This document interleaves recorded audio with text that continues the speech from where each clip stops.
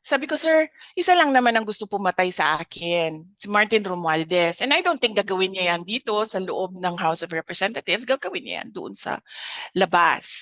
I think the most that they can do is kung ano yung ginagawa nila sa amin ngayon, diba? Dinedetain nila yung mga OVP personnel. So, yan na lang, yan, kanina may meeting kami ng House Sergeant of Arms. Pinapaalis niya ako dito. And then sinasabihan niya ako, oh, because we have to put extra security because the Vice President is here. And then I told them, sir, I am not your security problem. Kasi meron namang akong sariling security.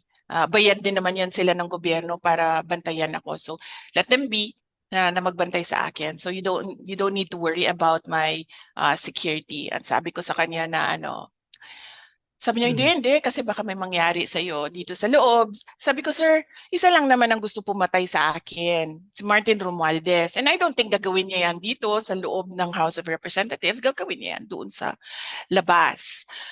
So siguro,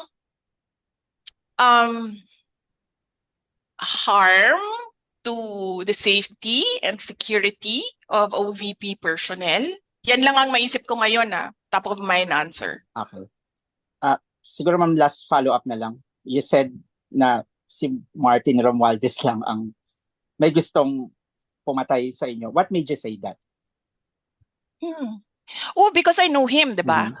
From the short time na nagkasama kami. I'm a good judge of character. Mabilis ako maka-assess ng isang tao. Okay po. Nagkasama kami sa kampanya. And I'm no psychologist, pero that man has so much baggage and insecurities sa buhay niya. Okay.